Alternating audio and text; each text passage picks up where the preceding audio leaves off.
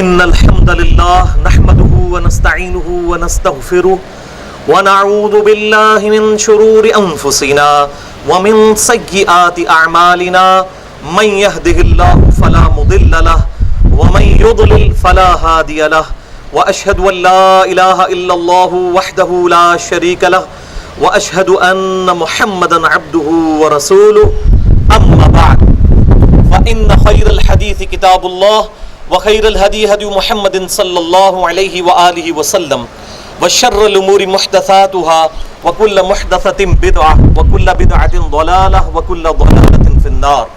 أعوذ بالله السميع العليم من الشيطان الرجيم من همزه ونفخه ونفثه.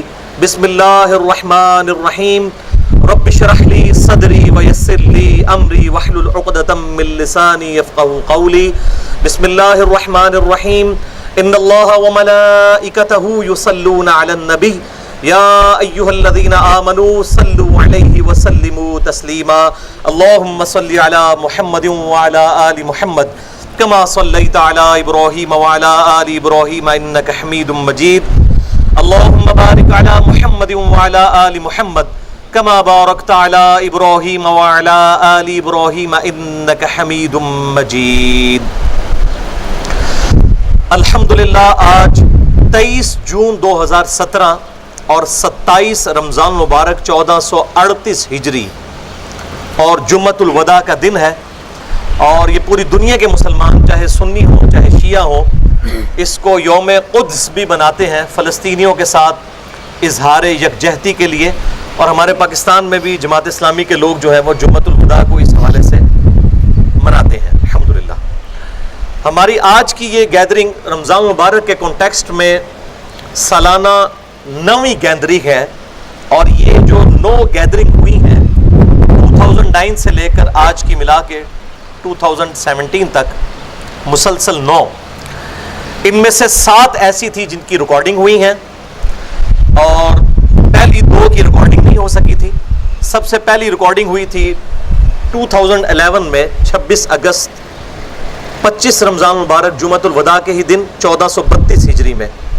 مسئلہ نمبر 59 تھا منکرین خدا کو دلائل کے ذریعے دعوت. اس کے بعد پھر مسئلہ نمبر 64، مسئلہ نمبر 76، 93، 120، 146، اور آج انشاءاللہ تعالی مسئلہ نمبر 176، اور وہ ہے حکیم لقمان کی 10 نصیحتیں. آج کے ہمارے لیکچر کا ٹاپک، جس میں ہم سورہ لقمان کا دوسرا رکوع کور کریں گے، آیت نمبر 12 سے لے کر 19 تک انشاءاللہ تعالی. کل 9 آیات کی روشنی میں حکیم لقمان کی 10 نصیحتوں کو ڈسکس کریں گے انشاءاللہ. آج کی درس کی آیات کو ڈسکس کرنے سے پہلے میں حکیم لقمان رضی اللہ تعالی عنہ علیہ السلام کے حوالے سے 3 علمی پوائنٹس ڈسکس کر لوں. علمی پوائنٹ نمبر 1، سورہ لقمان قرآن حکیم میں سورت نمبر ہے 31 اور اس کا پارہ ہے 21. اس سورت کا نام حکیم لقمان کے نام کے اوپر ہے، جو ایک حبشی النسل غلام تھے، اور یہ حکیم وہ ڈاکٹر والا حکیم نہیں ہے. اس حکیم سے مراد جو ہے وہ تھنکر ہے، مفکر، جیسے ہم ڈاکٹر اقبال کو بھی کہتے ہیں حکیم الامت. وہ یہ نہیں کہ وہ حکیم تھے یا ڈاکٹر تھے، یعنی حکمت اور دانائی کی انٹلیکچوئل گفتگو کرنے والے لوگ. تو چونکہ عرب کی ٹریڈیشن کے اندر ان کو کوٹ کیا جاتا تھا، ان کے اقوال زرعی لوگوں کو یاد تھے، جس طرح کہ یہاں پہ بھی اکثر لوگوں کو ڈاکٹر اقبال کے اشعار یاد ہیں، لوگ اپنے دلائل کی سپورٹ میں اس کو کوٹ کرتے ہیں. تو اللہ تعالیٰ نے مشرکین عرب کو یہ دعوت دی کہ جس حکیم لقمان کی اتنی حکمت بری باتیں تم ڈسکس کرتے ہو اور لوگوں کو بیان کرتے ہو، انہوں نے اس سے بھی بڑھ کر حکمت کی باتیں ارشاد فرمائی ہیں جن سے تم صرف نظر کرتے ہو. اور ان باتوں کو اللہ تعالیٰ نے پرٹیکولرلی سورہ لقمان میں ذکر کیا، اور سیدنا لقمان رضی اللہ تعالیٰ عنہ علیہ السلام کے نام پر اس سورت کا نام بھی سورہ لقمان رکھ دیا، سورت نمبر 31. علمی پوائنٹ نمبر 2، حکیم لقمان نہ تو کوئی پیغمبر تھے اور نہ ہی کسی پیغمبر کی کی صحبت انہیں نصیب ہوئی، ورنہ وہ اپنی ان نصیحتوں کے اندر پیغمبر کی اتباع کا بھی حکم دیتے، یا وہ اپنی اتباع کا حکم دیتے اگر وہ پیغمبر ہوتے، اور اگر کسی پیغمبر سے فیض یافتہ ہوتے تو ان پر واجب تھا کہ وہ اللہ تعالیٰ کی توحید کے ساتھ ساتھ پیغمبر کی اتباع اور پیروی کرنے کا حکم دیتے، لیکن اس میں ہمیں یہ چیز نظر نہیں آتی۔ وہ اہل فطرت میں سے تھے، یعنی ایسے لوگ جن تک نبیوں کی دعوت نہیں پہنچی ہوتی، لیکن وہ فزیکل فینومینا آف نیچر، قانون قدرت کو آبزرو کر کے اس رزلٹ تک پہنچ جاتے ہیں کہ اس کائنات کا کوئی کریٹر ہے۔ جو میں اکثر بولا کرتا ہوں، God is the only explanation of all the physical phenomena in this universe۔ خدا ہی وضاحت ہے اس کائنات میں ہونے والے تمام جو قدرتی فینومینا ہیں، مظاہر ہیں، ان سب کے پیچھے گاڈ ہے۔ تو ان چیزوں کو آبزرو کر کے وہ خدا کی ہستی تک پہنچ چکے تھے کہ اس کائنات کو کسی نے بنایا ہے، یہ بغیر بنائے بنی نہیں ہے، کسی کے بنانے سے بنی ہے، اور اس ذات کے ساتھ انسان کو کسی بھی مخلوق کو اس ذات کے ساتھ شریک نہیں ٹھہرانا چاہیے۔ یہ حبشی نسل غلام تھے، موٹے ہونٹوں والے اور کالے رنگ والے۔ ہمارے لوگ تو کہتے ہیں جی بڑا خوبصورت چہرہ ہونا چاہیے، حبشی کتنا بھی خوبصورت ہو، ہمارے انڈیا پاکستان کے اندر تو اس کا چہرہ خوبصورت تو شمار نہیں کیا جائے گا، موٹے ہونٹوں کے ساتھ اور کالے رنگ کے ساتھ۔ لیکن اللہ کے حضور یہ چیزیں نہیں ہیں۔ صحیح مسلم میں حدیث ہے، اللہ تعالیٰ تمہاری شکلوں اور مال کو نہیں دیکھتا بلکہ دلوں اور اعمال کو دیکھتا ہے۔ شکل کو اس نے کیوں دیکھنا ہے؟ شکل تو اس نے خود بنائی ہوئی ہے۔ اگر اس شکل میں کوئی نقص ہے معاذ اللہ تو وہ اللہ تعالیٰ نے خود بنایا ہوا ہے۔ اگر کسی کو خوبصورتی دے کر آزمایا تو کسی کو بدصورت رکھ کے آزمایا، کسی کو دے کے آزمایا، دولت میں کسی سے لے کر آزمایا۔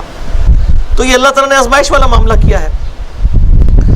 یہ حبشیون نسل تھے، سوڈان کے قریب ان کا علاقہ تھا، اور امام طبری رحمہ اللہ تعالی المتوفی 310 ہجری، جنہوں نے سب سے پہلے قرآن کی تفسیر لکھی ہے باقاعدہ طور پر، اور حافظ ابن کثیر المتوفی 774 ہجری نے جو کچھ تفسیر ابن کثیر میں نقل کیا ہے، زیادہ تر آپ سمجھ لیں کہ وہ چھاپا ہی مارا ہے امام طبری کا۔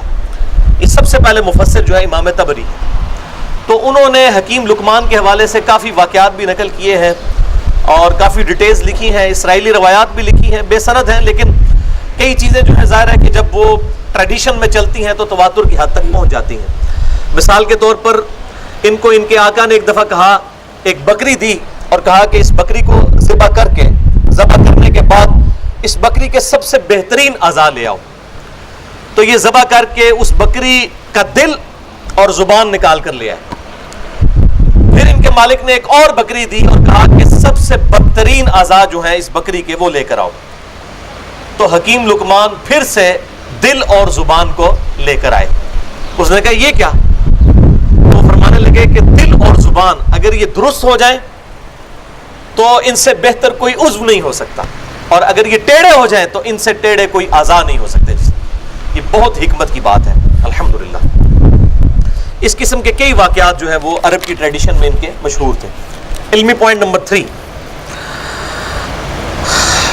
حکیم لقمان سے متعلق جو سب سے اہم ترین نصیحتیں تھیں وہ اللہ تعالیٰ نے سورہ لقمان، ان کے نام پر سورت رکھی، اور وہ 8 نصیحتیں جو ان کی اپنی تھیں وہ اس میں بیان فرمائی ان 9 آیات کے اندر، آیت نمبر 12 سے لے کر 19 تک، اور 2 نصیحتیں جو حکیم لقمان سے سکپ ہو گئی تھی، اور وہ نصیحتیں تھیں ماں باپ کے حقوق سے متعلق۔ شاید انہوں نے عاجزی کی وجہ سے چھوڑ دی ہوں، کیونکہ لگتا ایسا ہی ہے کہ ان کی موت کا وقت قریب تھا اور انہوں نے اپنے بیٹے کو مرنے سے پہلے یہ نصیحتیں کی ہیں، اور اس وقت ظاہر ہے کہ ماں باپ کے حقوق کے حوالے سے نصیحت کرنا شاید ایسا کوئی فائدہ نہ دیتا، اور یہ بھی ممکن ہے کہ انہوں نے عاجزی کی بنا کے اوپر اپنا نام یعنی اس میں نہیں شامل کیا، ماں باپ سے ریلیٹڈ ان کو کوئی نصیحت نہیں کی۔ بہرحال وہ بہت اہم ترین نصیحتیں تھیں، تو اللہ تعالیٰ نے وہ 2 نصیحتیں ماں باپ کے حوالے سے حکیم لقمان کی 8 نصیحتوں میں ایڈ کر کے یہ کل 10 بنا دی، تلک عشرۃ کاملہ، یہ پوری ہوئی 10 نصیحتیں۔ انشاءاللہ ہم ان کو 10 کی 10 نصیحتوں کو آج مختصر سے وقت میں ڈسکس کریں گے، اور میں اپنی گفتگو کی فلوئنسی برقرار رکھنے کے لیے کوشش کروں گا کہ جہاں مجھے حوالے یاد ہوں میں ریفرنسز آیات کے نمبرز اور احادیث کے نمبرز بتاؤں، لیکن ادروائز میں انشاءاللہ آیات کے ریفرنسز اور احادیث کی کتابوں کے نام ضرور بتاؤں گا اگر میں نے ان کے نمبرز نہ بھی بتائے۔ تو ان آیات کو ڈسکس کرنے سے پہلے ایک دفعہ درود شریف پڑھ لیجیے۔ اللہم صلی علی محمد وعلی آل محمد کما صلیت علی ابراہیم وعلی آل ابراہیم انک حمید مجید۔ اللہم بارک علی محمد وعلی آل محمد کما بارکت علی ابراہیم وعلی آل ابراہیم انک حمید مجید۔ سورہ لقمان آیت نمبر 12 سے لے کر 19 تک 9 آیات۔ اعوذ باللہ من الشیطان الرجیم، بسم اللہ الرحمن الرحیم۔ وَلَقَدْ آتَيْنَا لُقْمَانَ الْحِكْمَةَ أَنِ اشْكُرْ لِلَّهِ، اور بے شک ہم نے لقمان کو حکمت اور دانائی عقل مندی عطا فرمائی تھی کہ اللہ کا شکر ادا کرو۔ یعنی حکمت کا تقاضا یہی ہے کہ انسان اللہ کا شکر ادا کرے، اور شکر کی سمپل ڈیفینیشن یہ ہے کہ اللہ تعالیٰ نے جو جو اعضاء دیے ہیں، آنکھیں دی ہیں تو اللہ کی اطاعت میں استعمال ہو، نافرمانی میں استعمال نہ ہو۔ زبان کا شکر یہ ہے کہ زبان اللہ تعالیٰ کی اطاعت میں استعمال ہو، نافرمانی میں استعمال نہ ہو۔ اسی طریقے سے جتنے اعضاء ہیں وہ اللہ تعالیٰ کے حکم کی پیروی میں استعمال ہو، یہ اللہ کیا پریکٹیکل شکر ہے۔ شکر صرف یہ نہیں ہے کہ کوئی تسبیح پھیر لے شکر کی اور پریکٹیکلی وہ ان اعضاء سے اللہ کی نافرمانی کر رہا ہے تو وہ شکر شمار نہیں ہوگا۔ وَمَن يَشْكُرْ، اور جو کوئی شکر کی روش اختیار کرے گا فَإِنَّمَا يَشْكُرُ لِنَفْسِهِ، تو وہ شکر تو ادا کرے گا صرف اپنے ہی بھلے کو، یعنی اللہ تعالیٰ کو کوئی ٹینشن نہیں اگر کوئی اس کا نافرمان ہو جائے، اللہ کو کوئی فرق نہیں پڑتا۔ وَمَن كَفَرَ، اور جو کوئی ناشکری کی روش اختیار کرے گا فَإِنَّ اللَّهَ غَنِيٌّ حَمِيدٌ، تو بے شک اللہ تعالیٰ غنی ہے، بے پرواہ ہے، اسے کوئی پرواہ نہیں، چاہے اس کا کوئی شکر ادا کرے چاہے نہ کرے، اس کو وہ فرق نہیں پڑتا۔ فَإِنَّ اللَّهَ غَنِيٌّ حَمِيدٌ، وہ خود اپنی ذات میں حمید ہے، ستودہ صفات ہے، کوئی اس کی صفت بیان کرے یا نہ کرے، اس کی اپنی ہستی اتنی بلند ہے کہ اس کی مخلوقات جو اس نے پیدا فرمائی ہیں وہ ہر مخلوق زبان حال سے اپنے گیٹ اپ سے بول بول کر یہ کہہ رہی ہے کہ میرا بنانے والا بڑا پرفیکٹ ہے۔ ہر چیز جس کی ہم تعریف کرتے ہیں قدرت میں، وہ اس کی تعریف نہیں کر رہے ہوتے، اس کے بنانے والے کی کر رہے ہوتے ہیں۔ تو اللہ تعالیٰ اپنی ذات میں خود ستودہ صفات ہے، اللہ تعالیٰ کی تعریف کوئی نہ بھی کرے، وہ اپنی مخلوقات کو پرفیکشن سے پیدا کرنے کی وجہ سے تمام مخلوقات اس کی اس پرفیکشن کو آبزرو کر کے بے اختیار اس کی تعریف کرتے ہیں۔ اسی لیے دیکھیں انسان جب کوئی خوبصورت منظر دیکھتا ہے تو کیا کہتا ہے؟ سبحان اللہ، اللہ پاک ہے، یعنی اس کو بنانے والا پاک ہے، اس چیز کا، اس شے کا کوئی کمال نہیں ہے، اس کے بنانے والے کا کمال ہے۔ فَإِنَّ اللَّهَ غَنِيٌّ حَمِيدٌ، تو اللہ تعالیٰ اپنی ذات میں خود ستودہ صفات ہے۔ اسی کانٹیکسٹ میں ایک بڑی زبردست حدیث ہے صحیح مسلم کے اندر، اور مشکات میں اس کا نمبر ہے 2326 انٹرنیشنل نمبر کے مطابق، بڑی لمبی حدیث قدسی ہے، اس میں یہ بھی الفاظ ہیں کہ اللہ تعالیٰ فرماتا ہے کہ اے تمام جن و انس، اگر تم سب کے سب مل کر اتنے متقی اور پرہیزگار ہو جاؤ جتنا کہ تم میں سب سے پرہیزگار شخص ہے، پوری دنیا اتنی نیک ہو جائے تو میری شان میں ذرہ برابر بھی اضافہ نہیں کر سکو گے، اور اے جن و انس، اگر تم سب کے سب اتنے بدکار اور گناہگار ہو جاؤ جتنا کہ تم میں سب سے بدکار شخص ہے تو میری شان میں کوئی کمی نہیں لا سکتے۔ وہ جو بات ہوئی نا فَإِنَّ اللَّهَ غَنِيٌّ حَمِيدٌ، اللہ بے پرواہ ہے، اللہ کو کسی کی پرواہ نہیں ہے۔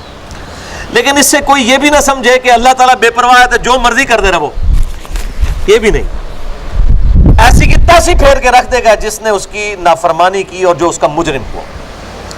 یہ بھی سائملٹینیس کنٹراسٹ یاد رکھنا ہے۔ سورہ الزمر کی آیت نمبر 7 ہے، اعوذ باللہ من الشیطان الرجیم، ان تکفروا، اگر تم اللہ کی ناشکری کرو گے، فإن اللہ غنی عنکم، تو بے شک اللہ تعالیٰ بے پرواہ ہے، لیکن ولا یرضی لعبادہ الکفر، لیکن اللہ تعالیٰ قطعاً یہ پسند نہیں کرتا کہ اس کا کوئی بندہ اس کے ساتھ کفر کرے، ناشکری کی روش اختیار کرے۔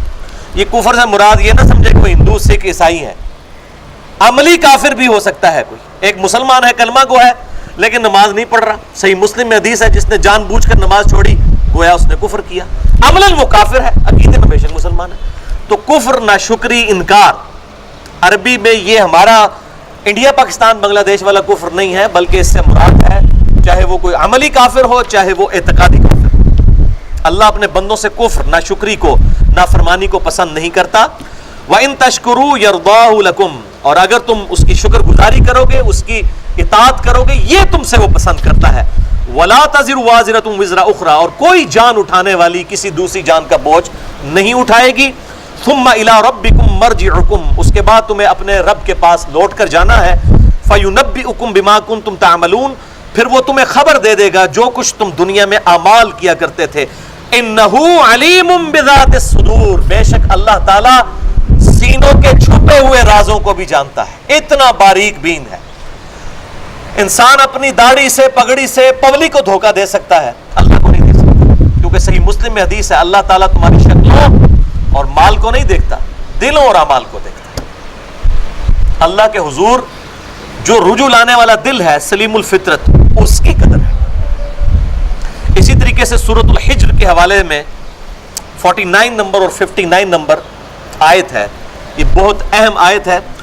آج کل جو یہ فتنہ کھڑا کیا ہے این جی اوز کی جانب سے بھی اور کچھ سمجھ لیں غیر مسلموں کی جانب سے بھی، اور ہمارے مسلمانوں میں بھی کچھ جو ناواقف لوگ ہیں جو علماء کے برے کردار کی وجہ سے متنفر ہیں اور کسی حد تک صحیح متنفر ہیں، لیکن وہ دین کی پکچر اس طرح پیش کرتے ہیں کہ جی گاڈ از آل لونگ، اللہ تو سب سے محبت کرتا ہے. اور یہ خصوصاً کرسچنز نے یہ ڈکوسلا مچایا ہوا ہے کہ جی مسلمانوں کا خدا تو صرف اطاعت کرنے والوں سے محبت کرتا ہے، نافرمانی والوں سے نفرت کرتا ہے، جبکہ ہمارا خدا سب سے محبت کرتا ہے.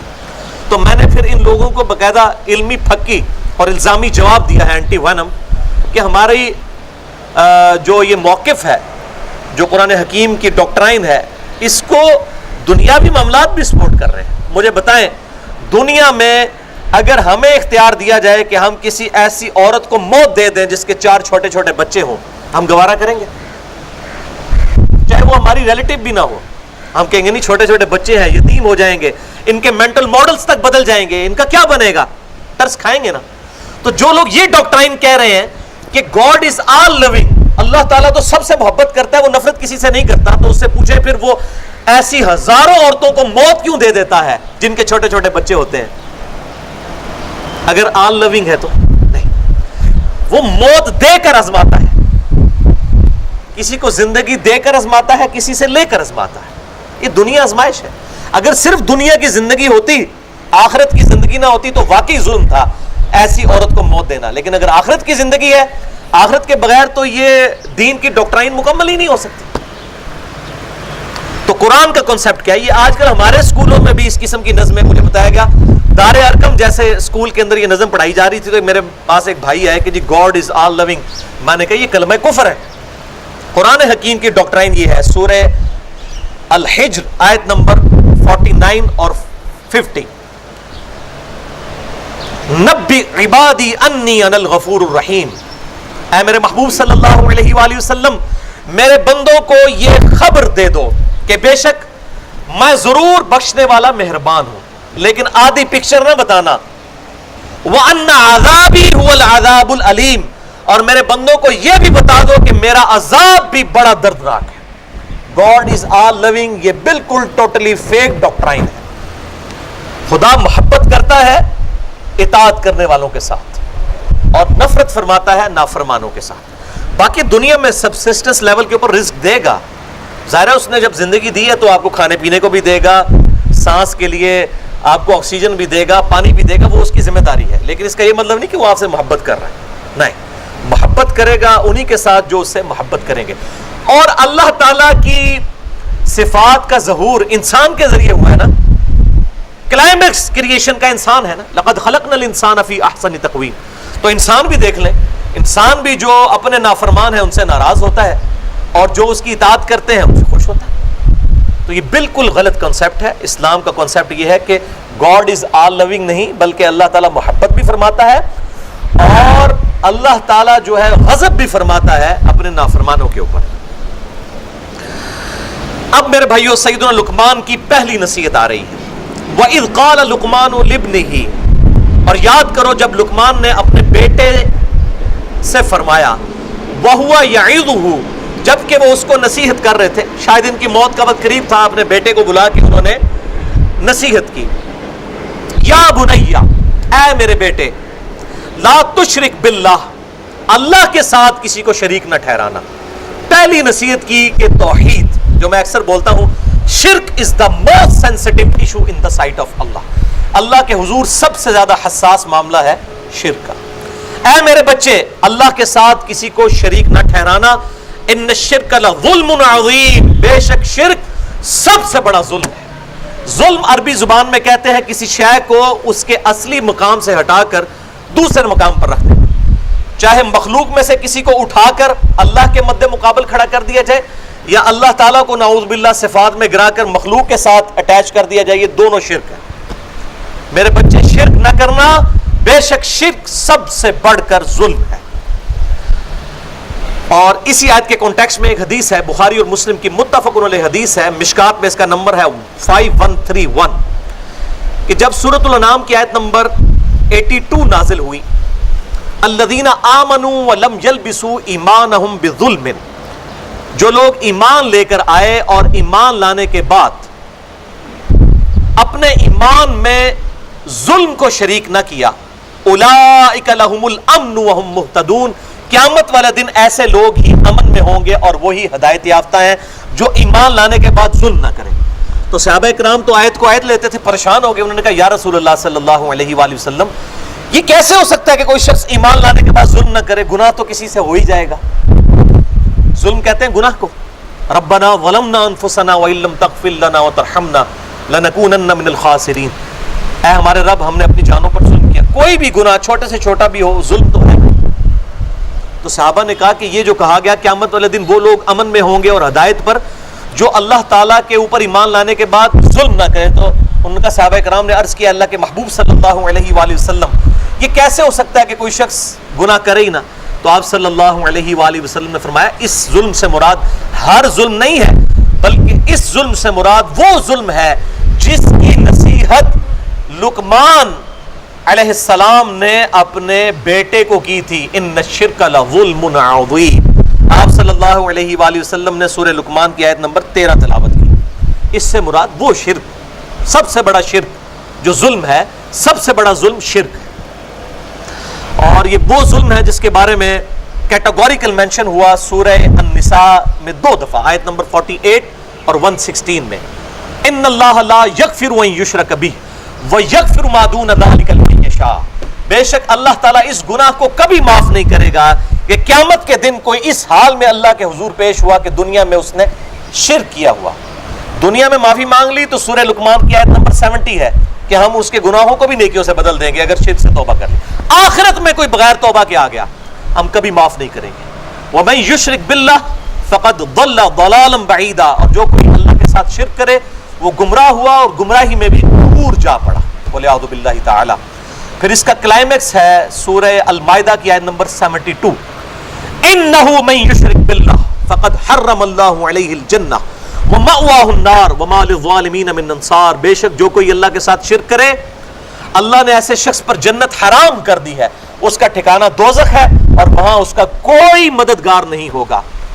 حتیٰ کہ امام کائنات سید الاولین والآخرین شفیع المذنبین رحمت للعالمین سیدنا و مولانا امام اعظم محمد رسول اللہ صلی اللہ علیہ وآلہ وسلم کی حدیث ہے، بخاری اور مسلم کی متفق علیہ حدیث ہے. مشکات میں اس کا نمبر ہے 5131، کتاب الدعوات چیپٹر میں مشکات میں پہلی حدیث یہی ہے. مشکات میں اس کا نمبر ہے 2223 اور یہ بخاری اور مسلم دونوں میں موجود ہے کہ آپ صلی اللہ علیہ وآلہ وسلم نے فرمایا اللہ تعالیٰ نے ہر نبی کو ایک دعا دی تھی، مقبول دعا. اس نبی نے وہ اس دنیا ہی میں دعا کر لی اور میں نے اپنی دعا اپنی امت کے لیے سنبھال کر رکھی ہے اور میں اس دعا کے ذریعے اپنی امت کی قیامت والے دن شفاعت کروں گا اور میری شفاعت سے میرے ہر امتی کو نفع پہنچے گا سوائے اس شخص کے کہ جس نے دنیا میں اللہ کے ساتھ کسی قسم کا شرک کیا ہوا. شرک is the most sensitive issue in the sight of Allah. Allah کے نزدیک سب سے حساس معاملہ ہے شرک کا. اس میں موٹی دو باتیں ضرور کروں گا. ایاک نعبد و ایاک نستعین. اے اللہ ہم صرف تیری ہی عبادت کرتے ہیں اور غائب میں مدد کے لیے یعنی دعا کے لیے صرف تجھی کو پکارتے ہیں. یہ دو موٹی باتیں ہیں. عبادت اللہ کی ہوگی سجدہ، رکوع، نماز، روزہ، حج، زکوٰۃ، قربانی، نظر نیاز اللہ کی. ایاک نستعین اور دعا بھی اللہ سے، غائب میں مدد کے لیے صرف اللہ کو پکارنا ہے.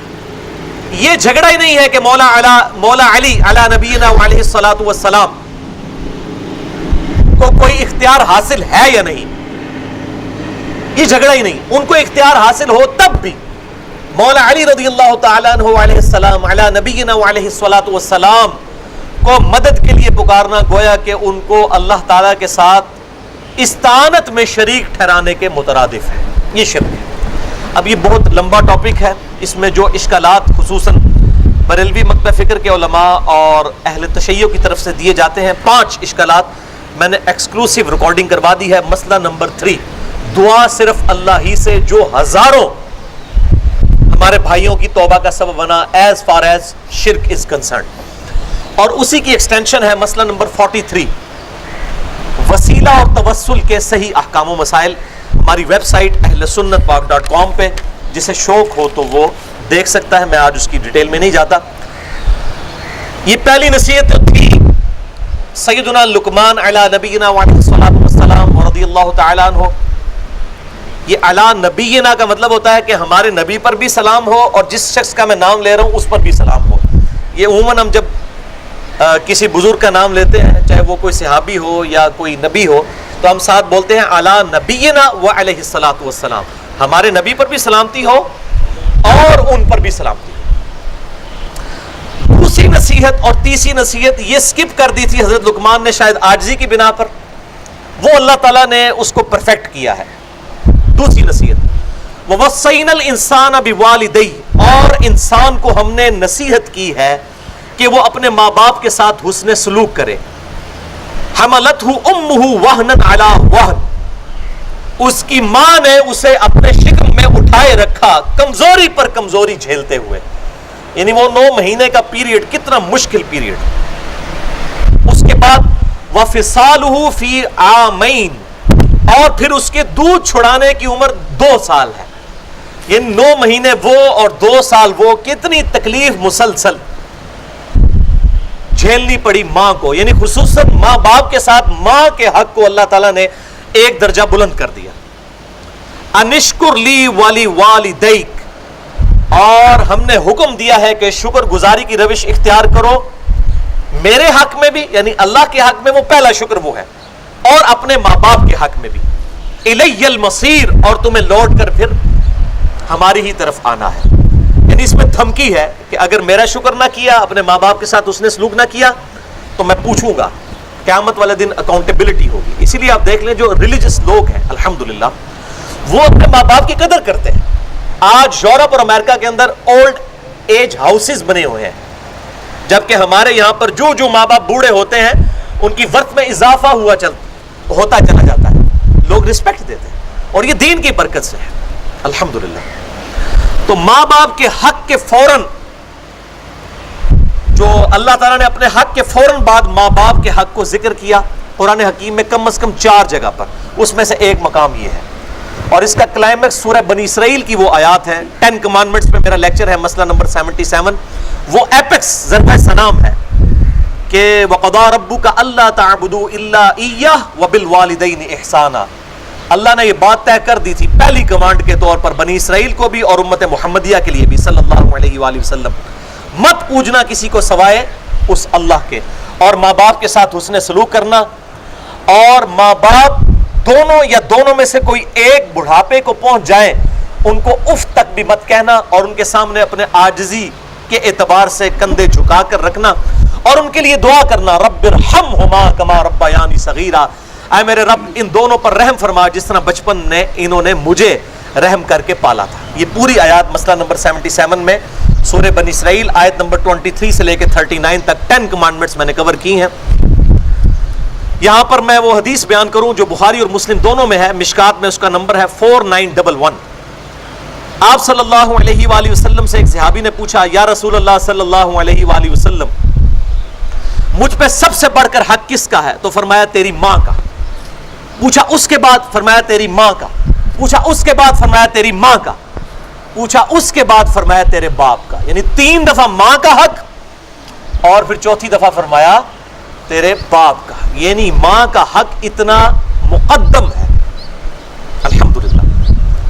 اور صحیح مسلم میں حدیث ہے مشکات میں 4912 کہ آپ صلی اللہ علیہ وآلہ وسلم نے فرمایا اس شخص کی ناک خاک آلود ہو، وہ تباہ و برباد ہو جائے، جس کو ماں باپ بڑھاپے میں ملے دونوں یا دونوں میں سے ایک، اور وہ ان کی خدمت کر کے جنت نہ حاصل کر سکے. یہ صحیح مسلم کی حدیث ہے. ایک وہ بڑی مشہور حدیث ہے جو المستدرک للحاکم میں ہے کہ آپ صلی اللہ علیہ وآلہ وسلم 3 سیڑھیاں چڑھے، ہر سیڑھی پر فرمایا آمین. اور پھر صحابہ نے جب پوچھا تو فرمایا جبرائیل علیہ السلام آئے تھے، انہوں نے کہا کہ برباد ہو جائے وہ شخص جس کے سامنے آپ کا ذکر ہو اور وہ آپ پر درود نہ پڑے. اللہم صلی علی محمد وعلی آل محمد وبارک وسلم.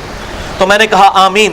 پھر انہوں نے کہا کہ برباد ہو جائے وہ شخص جو رمضان کا مہینہ پائے اور اپنی مغفرت نہ کروا سکے. تو میں نے کہا آمین. اور پھر انہوں نے کہا برباد ہو جائے وہ شخص جس کو ماں باپ بڑھاپے میں دونوں یا دونوں میں سے ایک ملے اور وہ ان کی خدمت کر کے جنت نہ کما سکے. تو میں نے کہا آمین. تو یہ آخری حصہ صحیح مسلم میں بھی ہے مشکات میں 4912 کہ وہ برباد ہو جائے جس کو ماں باپ دونوں یا دونوں میں سے ایک بڑھاپے میں ملے اور ان کی خدمت کر کے جنت نہ کما سکے. اور مسند احمد سنن نسائی میں بھی ایک حدیث ہے مشکات میں 4939 ایک شخص نے جہاد کی اجازت کے لیے مشورہ کیا اللہ کے محبوب صلی اللہ علیہ وآلہ وسلم سے. تو آپ صلی اللہ علیہ وآلہ وسلم نے فرمایا تیری ماں زندہ ہے؟ انہوں نے عرض کیا یا رسول اللہ زندہ ہے. فرمایا اپنی ماں کی خدمت کر، تیری جنت اس کے قدموں کے پاس ہے. ویسے یہ جو عموماً ایک جعلی روایت بھی مشہور ہے کہ جنت ماں کے قدموں کے نیچے ہے، اس کی وجہ سے جنت کی تذلیل لوگ کرنا شروع کر دیتے ہیں. یہ بالکل جعلی روایت ہے، جھوٹی روایت ہے. اصل روایت ہے سنن نسائی میں، مسند احمد میں، مشکات میں 4939 کہ جنت تیرے ماں کے قدموں کے پاس ہے، یعنی ان کی خدمت کر. یہ محاورتاً بات ہے، یہ نہیں ہے کہ ماں کے قدموں کے نیچے جنت چلی گئی ہے. پہلے آپ تو جنت پہنچے، وہ تو اللہ کو پتا ہے. جنت تو ایک اللہ تعالیٰ کی رحمت کا مقام ہے، اس کی تذلیل نہیں کی جا سکتی. مراد یہ محاورتاً بات ہے کہ ماں کی خدمت کر کے جنت ملے گی، نہ کہ یہ ہے کہ وہ جنت وہ ماں کے قدموں کے نیچے آ گئی ہے فزیکلی، اس کا مرتبہ کو اس کے نیچے آ گیا. یہ اس سے مراد نہیں ہے. اور اسی طریقے سے ایک جعلی روایت ہے کہ ماں باپ کو دیکھنا ایک مقبول حج کے برابر ثواب ہے. بالکل جعلی جھوٹی روایت ہے، موضوع روایت ہے سنن البیہقی کے اندر. اس قسم کی کافی جعلی روایتیں مشہور کی ہیں جو جمعہ والے دن ماں کی قبر پہ چلا جائے اس کی مغفرت ہو جائے گی، باپ کی قبر پہ چلا جائے. بھائی اتنے اچھے فضائل موجود ہیں، ضروری ہے جعلی روایتوں کے ذریعے لوگوں کو مائل کیا جائے. اور اس کا پھر ناجائز فائدہ بھی اٹھایا جا رہا ہے. جو جلاد قسم کی مائیں ہیں نا، اور بری ساسیں جو ثابت ہوتی ہیں، اور عموماً جو بیٹے ہیں نا، اور ان کے اوپر ان کے ماں باپ کی کمزوریاں شادی کے بعد کھلتی ہیں جب ان کی بیویوں کے ساتھ انٹریکشن ہوتا ہے ان کے ماں باپ کا. تو ایک روایت پیش کی جاتی ہے جامعہ ترمذی سنن نبی داؤد سے مشکات میں 4940 کہ ابن عمر رضی اللہ تعالیٰ عنہ جو ہیں وہ نبی صلی اللہ علیہ وآلہ وسلم کی خدمت میں ان کی شکایت سیدنا عمر نے پیش کی کہ ابن عمر جو ہے وہ اپنی ایک بیوی سے محبت کرتا ہے اور مجھے اس کی بیوی پسند نہیں ہے. پہلے انہوں نے ابن عمر سے کہا کہ اپنی بیوی کو طلاق دے دو، انہوں نے طلاق نہیں دی. پھر حضور کو جا کے شکایت کی صلی اللہ علیہ وآلہ وسلم.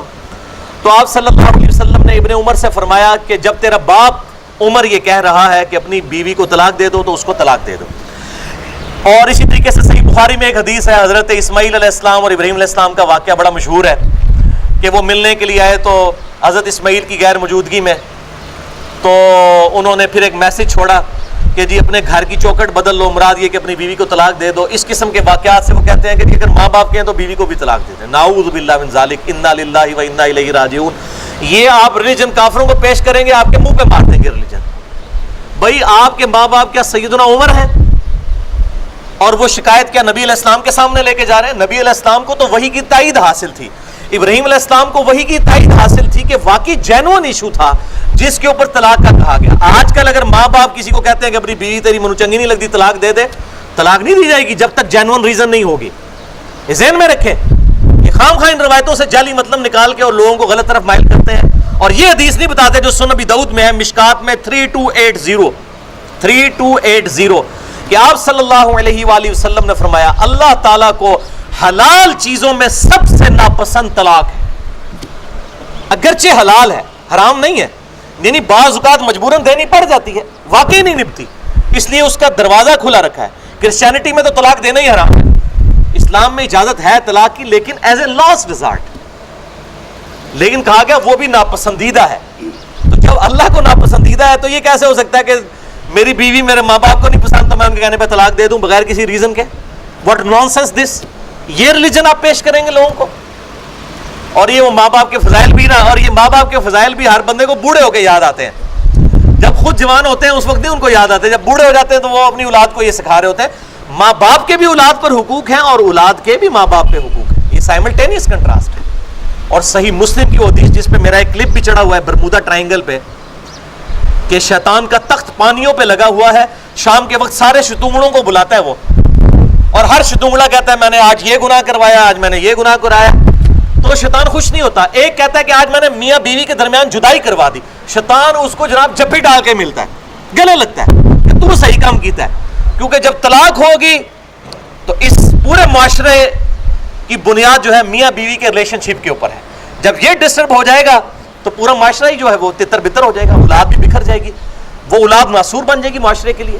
تو میاں بیوی کا ریلیشن شپ بہت اہم ہے. اس حوالے سے ماں باپ عموماً میں نے دیکھا ہے, عموماً چونکہ میرا تجربہ ہے, میرے ساتھ ہزاروں لوگ رابطہ کرتے ہیں, عموماً ماں باپ کی طرف سے قصور ہوتا ہے. جو بہو ہوتی ہے اس کا قصور بہت کم ہوتا ہے, وہ تو بیچاری نئے گھر میں آئی ہے. بہو کو اگر وہ ساتھ جو ہے وہ وہی پروٹوکول دے جو اپنی بیٹی کو دیتی ہے تو آپ دیکھیں وہ کس طرح خدمت کرتی ہے.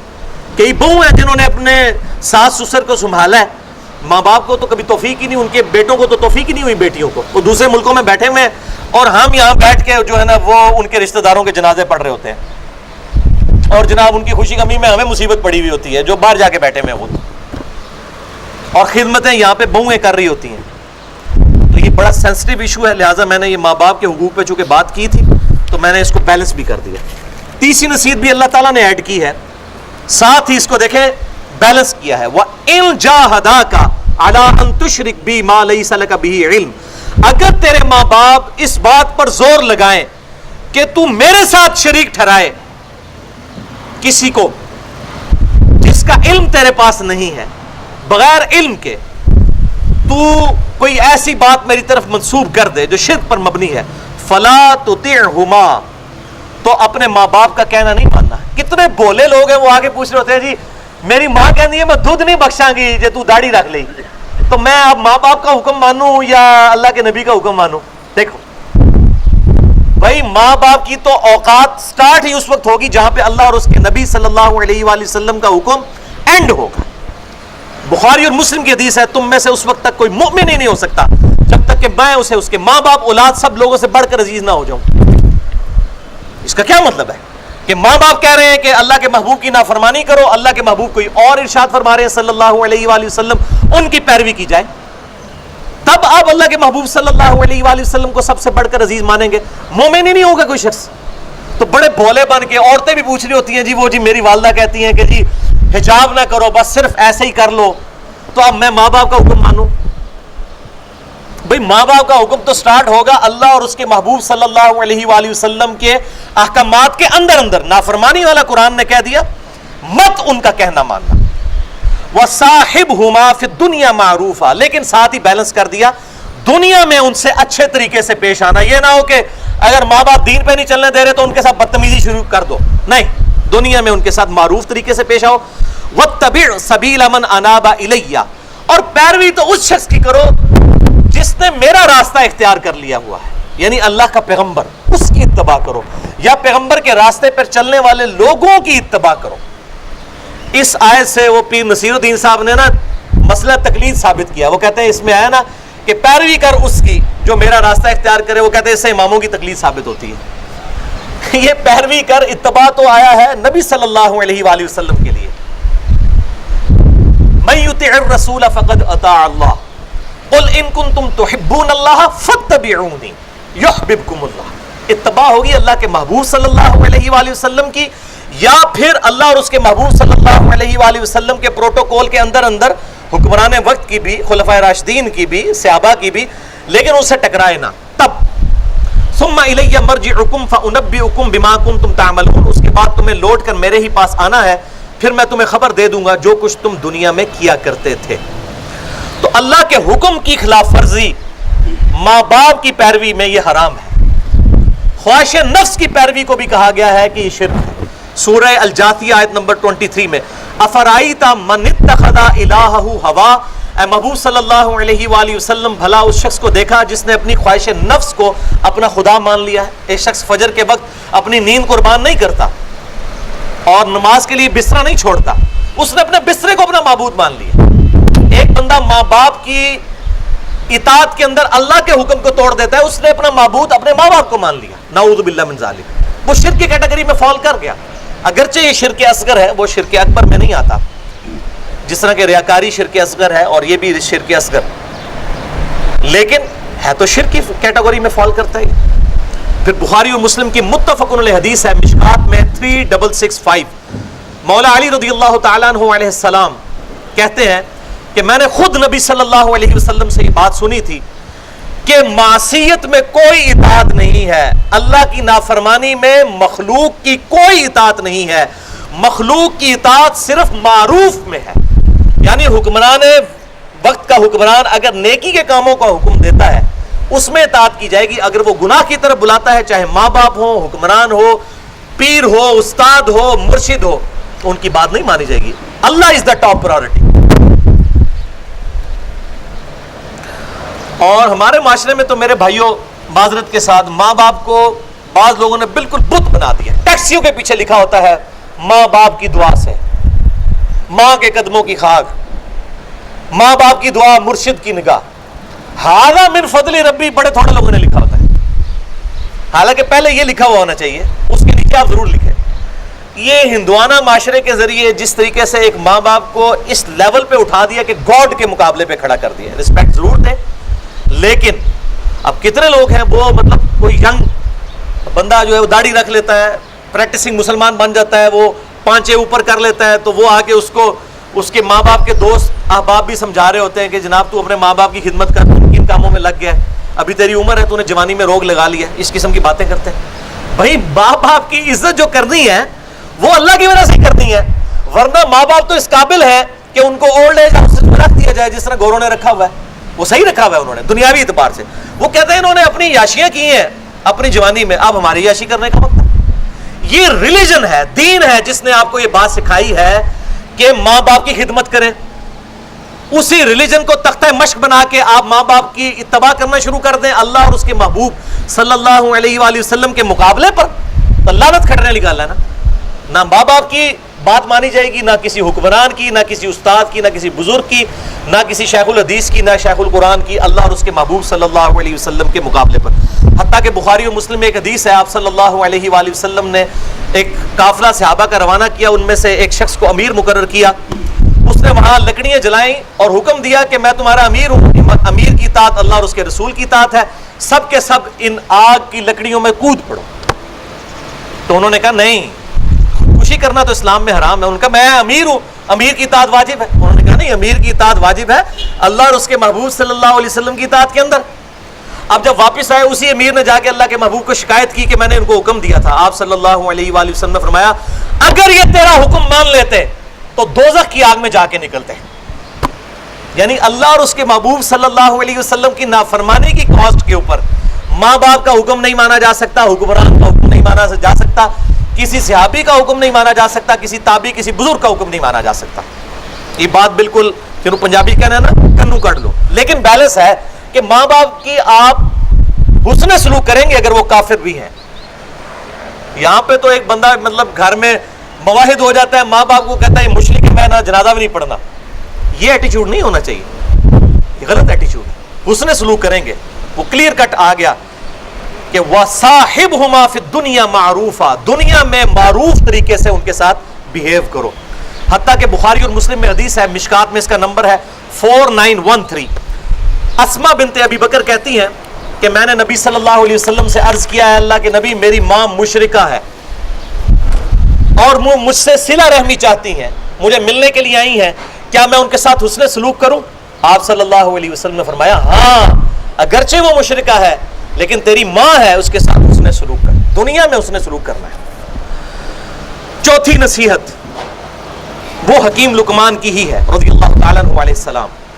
یا بنی انہا ان تک مثقال حبۃ من خردل، اے میرے بچے اگر تو نے کوئی نیکی کا کام یا برائی کا کام کیا چاہے وہ رائی کے دانے کے برابر ہوا، فَتَكُنْ فِي صَخْرَةٍ أَوْ فِي السَّمَاوَاتِ أَوْ فِي الْأَرْضِ، چاہے وہ کسی چٹان میں چھپ کے کسی غار میں کیا یا آسمانوں میں کیا۔ آسمانوں میں تو ویسے آج کل کر رہے ہیں ہمارے پی اے کی وہ ایئر ہوسٹس جو ہیں وہ موبائل فون اور اس طرح کی چیزیں ہیں اور ہیروئن چوری کر کے لے کے جا رہے ہیں، آج کے دور میں یہ اپلائی ہو گیا۔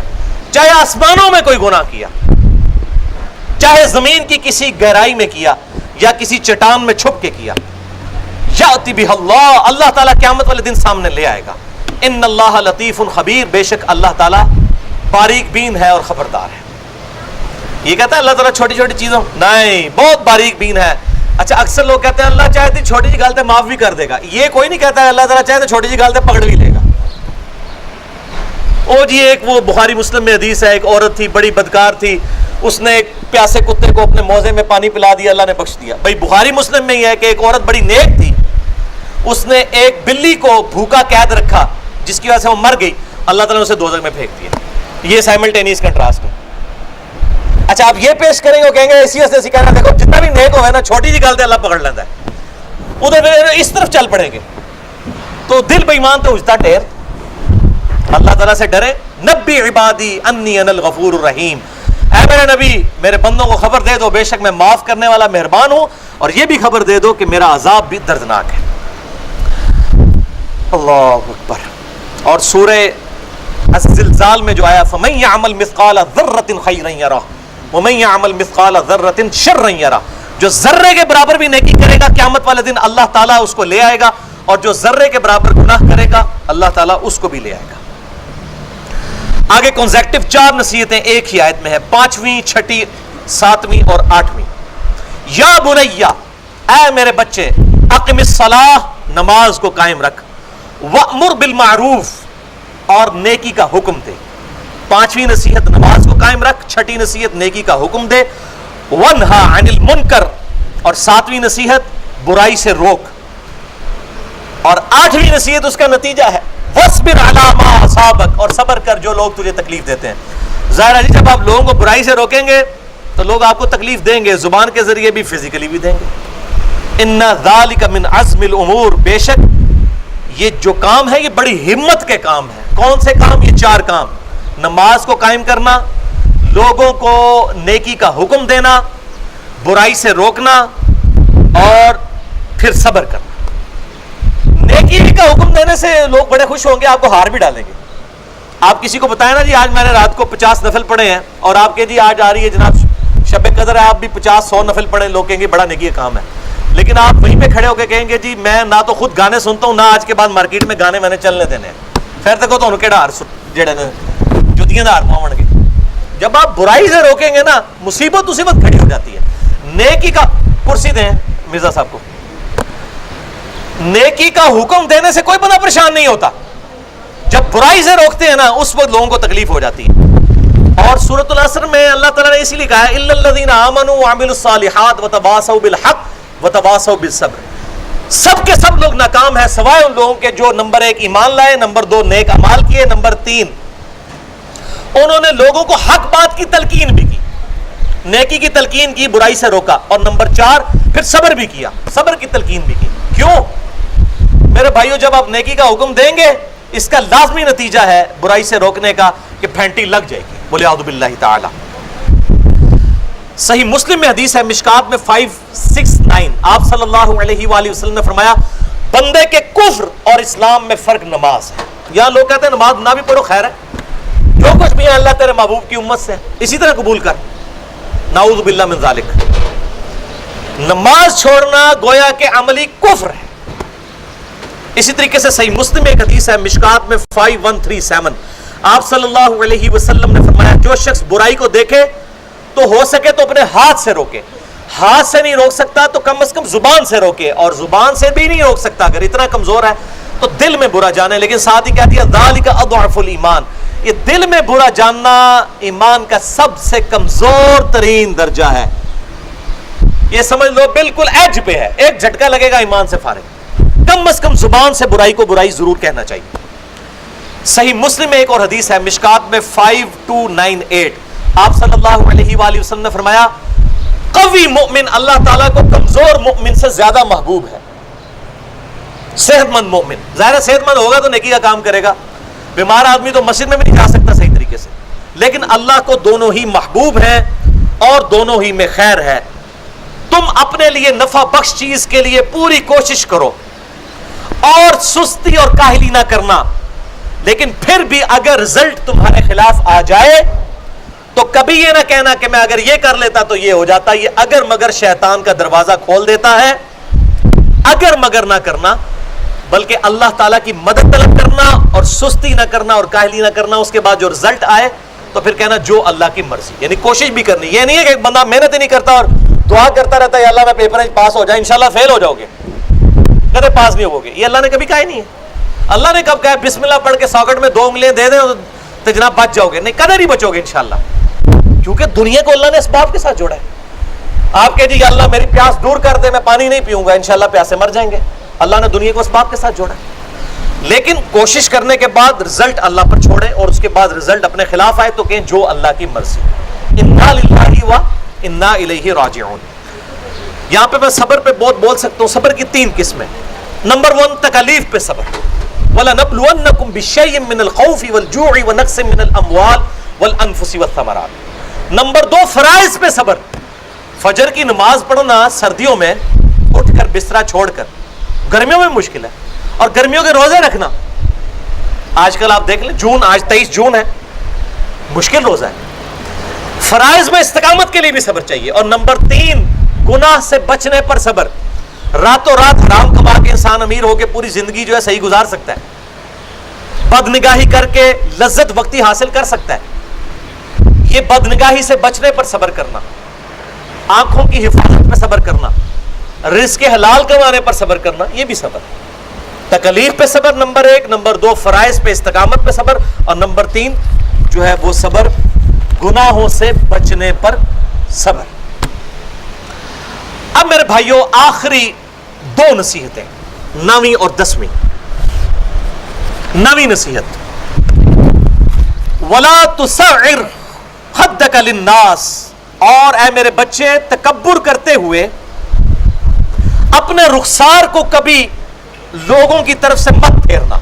یہ بعض لوگوں کی عادت ہوتی ہے نا, خصوصاً اتنے کرخت ہوتے ہیں. میں نے عموماً زیادہ تر مذہبی لوگوں کے اندر اور جو یہ پولیٹیکل لیڈرز ہیں ان کے اندر یہ بیماری دیکھی ہے کہ وہ ایسے کجروی کے ساتھ یعنی رخسار پھیر کر کسی سے بات کرتے ہیں. اے میرے بچے رخسار لوگوں سے پھیر کر کجروی سے کبھی بات نہ کرنا. وَلَا تَمْشِ فِي الْأَرْضِ مَرَحًا. اور زمین میں اترا کرنا چلنا, اکڑ کر. یہ نہ کرف والا سوٹ لگایا ہوا ہے اور لگ رہا ہے کہ زمین پھاڑ دے گا.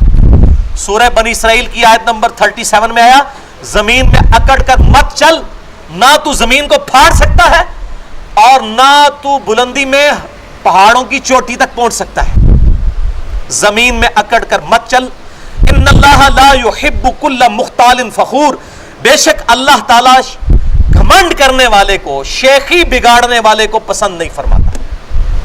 وَلِعَوْذُ بِاللَّهِ تَعَالَى. میرے بھائیو اس کانٹیکسٹ میں صحیح مسلم میں ایک حدیث ہے, مشکات کے اندر انٹرنیشنل نمبر کے مطابق 5108. آپ صلی اللہ علیہ وآلہ وسلم نے ارشاد فرمایا جس شخص کے دل میں رائی کے دانے کے برابر بھی تکبر ہوا وہ جنت میں نہیں جائے گا.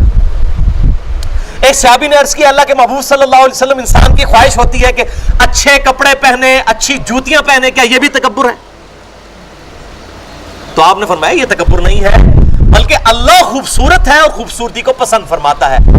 تکبر یہ نہیں کہ تم اچھا لباس پہنو یا اچھے دکھو, بلکہ تکبر یہ ہے کہ تم حق بات سے اناد کرو اور لوگوں کو حقیر جانو. یعنی دل نے گواہی دے دی کہ یہ بات سچی ہے کتاب و سنت کے مطابق.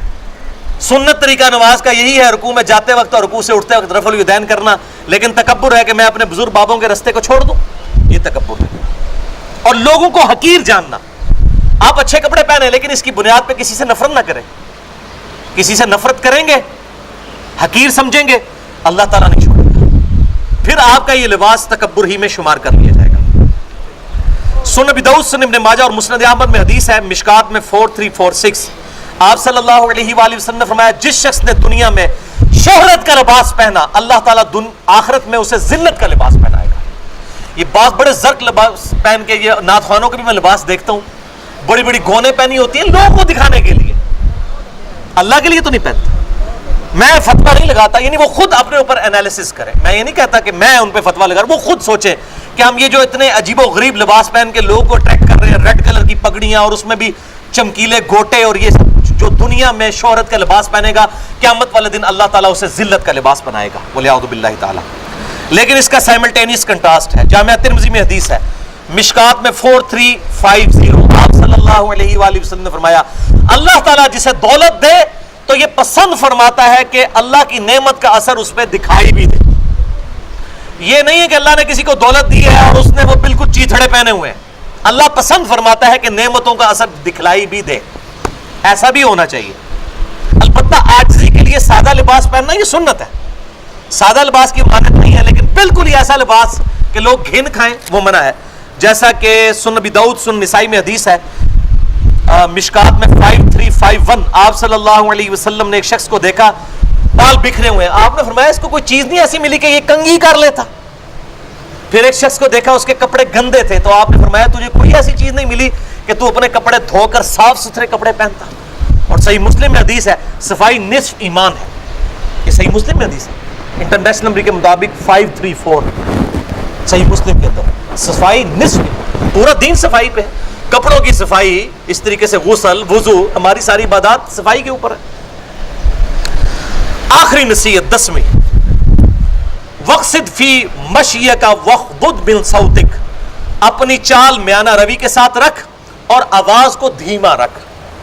ان انکر الاصوات لصوت الحمیر، بے شک سب سے کراہت والی آواز، سب سے ناپسندیدہ آواز گدھے کی آواز ہے۔ یہ 10ویں نصیحت انہوں نے کی، یعنی جس شخص کو اللہ کی شناخت ہوگی اس کی چال بھی میانہ ہوگی، بہت بدتمیزی کے ساتھ کسی سے اونچی آواز، ایک تو ہے کسی کی نیچرل آواز اونچی ہو جس طرح میری ہے، یعنی عام گفتگو میں بھی، وہ صحیح بخاری میں آتا ہے جب وہ لا ترفعوا اصواتکم فوق صوت النبی نازل ہوئی کہ نبی کی آواز سے بلند نہ کرو اپنی آواز، ایک صحابی نے اپنے آپ کو قید کر لیے گھر میں کہ میں تو مارا گیا، میرے اعمال اکارت ہو گئے، تو نبی صلی اللہ علیہ وسلم نے بندہ بھیجا کہ تو مومن ہے، تیری نیچرل آواز اونچی ہے۔ نیچرل آواز اگر اللہ کے نبی کی موجودگی میں بھی اونچی ہے تو آپ صلی اللہ علیہ وسلم نے اس پہ کوئی گرفت نہیں فرمائی، لیکن کوشش کی جائے کہ نارمل آواز ہو، خصوصاً ماں باپ کے سامنے اور بڑے بزرگوں کے سامنے ادب کے ساتھ بولا جائے۔ اور گدھے کی آواز کو کہا گیا کہ یہ بغیر کسی ریزن کے ایک بھدی سی آواز معلوم ہوتی ہے۔ اسی کانٹیکسٹ میں ایک حدیث ہے بخاری و مسلم دونوں میں، مشکات میں 2419، آپ صلی اللہ علیہ وآلہ وسلم نے فرمایا جب تم مرغ کی اذان سنو تو اللہ سے اس کا فضل تلاش کرو، اللہم انی اسألک من فضلک، اے اللہ میں سوال کرتا ہوں تجھ سے تیرے فضل کا، کیونکہ وہ فرشتے کو دیکھ کر بولتا ہے۔ اور جب تم گدھے کی آواز سنو تو تم اللہ کی پناہ طلب کرو شیطان کے اگینسٹ، اعوذ باللہ من الشیطان الرجیم، یا لا حول ولا قوت الا باللہ، کیونکہ وہ شیطان کو دیکھ کر بولتا ہے۔ اب ظاہر ہے کہ یہ اس کی فزیکل ریزنز بھی ہو سکتی ہیں کہ آپ نے کسی گدھے کو ڈنڈا مارا اور اس نے بولنا شروع کر دیا، ضروری نہیں کہ اس وقت وہ شیطان کو دیکھ کے بول رہا ہے، یا مرغا بھی ہمیشہ ہی فرشتے کو دیکھ کے بول رہا ہے، لیکن یہ ظاہر ہے کہ ایک ان سین ورلڈ ہے، تمام جتنے بھی فزیکل فینومینا آف نیچر ہیں ان کے پیچھے اللہ تعالیٰ کے قوانین بھی ہیں، اور یہی ایمان بالغیب ہے، اللہ تعالیٰ نے ان چیزوں کو چھپا کے رکھا ہوا ہے، اور سائنس ان کے ساتھ ڈیل بھی نہیں کرتی۔ سائنس دو سوالوں کے ساتھ ڈیل کرتی ہے، وٹ اور وائی، کیا ہوا؟ زلزلہ آیا، وائی کیوں آیا؟ ٹیکٹونک پلیٹس کی ڈسٹربنس کی وجہ سے، ہاؤ کیسے ہو گیا؟ سائنس کہتی ہے یہ ہمارا سوال ہی ہے، اس کا جواب ہمارے پاس نہیں ہے، it is physical phenomena of nature, یہی قانون قدرت ہے، اسی میں تو قیامت مستقر ہے۔ ہاؤ کے پیچھے تو گاڈ ہے، God is the only explanation of all the physical phenomena in this universe۔ خدا ہی وضاحت ہے تمام physical phenomena، جتنے قدرت کے مظاہر ہیں ان کے پیچھے خدا ہے، خدا وضاحت ہے۔ اس پہ میں نے ایک لیکچر بھی دیا ہے، مسئلہ number 128، God is the only and alone creator of this universe۔ خدا ہی اکیلا اور یکتا پیدا فرمانے والا خالق ہے اس کائنات کا، جسے شوق ہو تو اس کو دیکھے۔ اسی طریقے سے مسئلہ نمبر 83b ہے، Who created God؟ اور جدید شیطانی وسوسوں کا تحقیقی جائزہ، جس میں میں نے پروفیسر رچرڈ ڈاکنز کی گرفت کی تھی، دا گاڈ ڈیلوژن کتاب کی. اس قسم کے اور بھی میرے لیکچرز ہیں. اللہ تعالیٰ سے دعا ہے جو حق بات میں نے کہی اللہ تعالیٰ ہمارے دلوں میں راسخ فرمائے. اگر جذبات میں میرے منہ سے کوئی غلط بات نکل گئی تو اللہ تعالیٰ ہمارے دلوں سے محو کر دے. ہمیں کتاب و سنت کی تعلیمات پر عمل کر کے دوسرے بھائیوں تک پہنچانے کی توفیق عطا فرمائے. اللہ تبارک و تعالیٰ ہمارے ملک پاکستان کی خیر فرمائے، بلکہ پورے دنیا کے مسلمان ملک جہاں کہیں بھی مسلمان آباد ہیں، چاہے غیر مسلم ملکوں میں آباد ہیں، غیب سے ان کی مدد فرمائے. اللہ تعالیٰ ان کی مشکل اور پریشانیاں دور فرمائے، مسلمانوں کی حفاظت فرمائے، مسلمانوں کو آپس میں اتفاق اور اتحاد سے رہنے کی توفیق عطا فرمائے. اور یہ آج کل جو ایران اور سعودیہ کا ایک فتنہ اٹھا ہے، سنی اور شیعہ بلاک، اور اس کی بنیاد کے اوپر امریکہ مسلمانوں کو آپس میں لڑوانا چاہتا ہے، اللہ تعالیٰ غیر مسلموں کے ان فتنوں سے مسلمانوں کو محفوظ فرمائے اور آپس میں اتفاق اور اتحاد سے رہنے کی توفیق عطا فرمائے. کچھ لوگوں نے دعاؤں کے لیے کہا ہے. مرزا صاحب کی والدہ بیمار ہیں، اسی طریقے سے ڈاکٹر عمر صاحب کے والد صاحب اور لوگوں نے بھی دعاؤں کے لیے کہا ہے. اور جتنے بھی حاضرین یہاں پہ موجود ہیں اور جو نہیں بھی آ سکے، دنیا میں جہاں کے بھی مسلمان ہیں، اللہ تمام مسلمانوں کی تمام دینی، دنیاوی، جسمانی، روحانی، ظاہری، باطنی پریشانیاں، تکلیف، مصیبتیں، دکھ، بیماریاں، دشواریاں دور فرما. اے اللہ، جن جن بھلائیوں کا سوال تیرے محبوب صلی اللہ علیہ وآلہ وسلم نے تجھ سے کیا، ہم سب مسلمانوں کے حق میں قبول و منظور فرما. جن جن چیزوں کے شر سے تیرے محبوب صلی اللہ علیہ وآلہ وسلم نے تیری پناہ طلب کی، ہم سب کو عطا فرما دے. الحمدللہ رب العالمین والصلاة والسلام علی سید الانبیاء والمرسلین. اللہم ربنا آتنا فی الدنیا حسنة وفی الآخرة حسنة وقنا عذاب النار. ربنا لا تزغ قلوبنا بعد إذ هديتنا وهب لنا من لدنك رحمة إنك أنت الوهاب. اللهم لا مانع لما أعطيت ولا معطي لما منعت ولا ينفع ذا الجد منك الجد ولا حول ولا قوة إلا بالله العلي العظيم. لا إله إلا أنت سبحانك إني كنت من الظالمين. رب ارحمهما كما ربياني صغيرا. رب ارحمهما كما ربياني صغيرا. رب ارحمهما كما ربياني صغيرا. ربنا لا تزغ قلوبنا بعد إذ هديتنا وهب لنا من لدنك رحمة إنك أنت الوهاب. ربنا آتنا من لدنك رحمة وهيئ لنا من أمرنا رشدا. ربنا لا تؤاخذنا إن نسينا واخطأنا. ربنا ولا تحمل علينا إصرا كما حملته على الذين من قبلنا. ربنا ولا تحملنا ما لا طاقة لنا به واعف عنا واغفر لنا وارحمنا انت مولانا فانصرنا علی القوم الکافرین. آمین. اے اللہ ہماری، ہمارے ماں باپ کی اور ساری امت کی مغفرت فرما. اے اللہ ہماری، ہمارے ماں باپ کی اور ساری امت کی تمام دینی، دنیاوی، جسمانی، روحانی، ظاہری، باطنی پریشانیاں، تکلیف، مصیبتیں، دکھ، بیماریاں، دشواریاں دور فرما. اے اللہ مسلمان دنیا میں جہاں کہیں بھی آباد ہیں ان کی تمام پریشانیاں دور فرما. اے اللہ جو مسلمان کافروں کے خلاف برسر پیکار ہیں اور جنگ ان پر مسلط کر دی گئی ہے، اے اللہ ان کی غیب سے ان کی عزت اور آبرو کی حفاظت فرما. اے اللہ ہمارے ملک پاکستان کی خیر فرما. ملک پاکستان کو اندرونی اور بیرونی خطرات سے محفوظ فرما. اے اللہ تیرے محبوب صلی اللہ علیہ وآلہ وسلم کی سچی اتباع کرنے کی توفیق عطا فرما. اے اللہ موت سے پہلے پہلے قبر و آخرت کی تیاری کرنے کی توفیق عطا فرما. اے اللہ جو کچھ مانگا وہ بھی عطا کر دے، جو نہ مانگ سکے ہمارے حق میں بہتر ہے تو ہمیں بن مانگے ہی عطا فرما دے. اللہم اہدنا الصراط المستقیم صراط الذین انعمت علیہم غیر المغضوب علیہم ولا الضالین. آمین. اے اللہ فرقہ واریت کی لعنت کا خاتمہ فرما. اور اے اللہ مسلمانوں کو آپس میں اتفاق و اتحاد کے ساتھ کتاب و سنت کے منہج پر چلنے کی توفیق عطا فرما. اے اللہ ہمیں کتاب و سنت کی تعلیمات کو پوری دنیا تک پہنچانے کی توفیق عطا فرما. اور اے اللہ اس دوران جو ہم سے غلطیاں کوتاہیاں ہو جائیں، اے اللہ اپنی رحمت سے ان کی کمپنسیشن فرما دے. اے اللہ جو کچھ مانگا وہ بھی عطا کر دے، جو نہ مانگ سکے ہمارے حق میں بہتر ہے تو ہمیں بن مانگے ہی عطا فرما دے. اے اللہ ہمارے گھروں میں اپنی رحمت کا نزول فرما. کاروبار میں، رزق میں ترقی عطا فرما. گھروں کی آپس کی نا اتفاقیاں، نا چاکیاں، پریشانیاں دور فرما.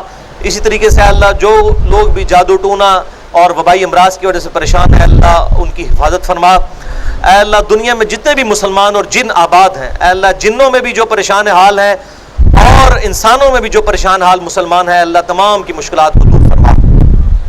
سبحان ربک رب العزت عما یصفون وسلام علی المرسلین والحمد للہ رب العالمین. وصلی اللہ علی حبیبہ سیدنا و مولانا محمد وعلى آلہ واصحابہ اجمعین الی یوم الدین برحمتک یا ارحم الراحمین.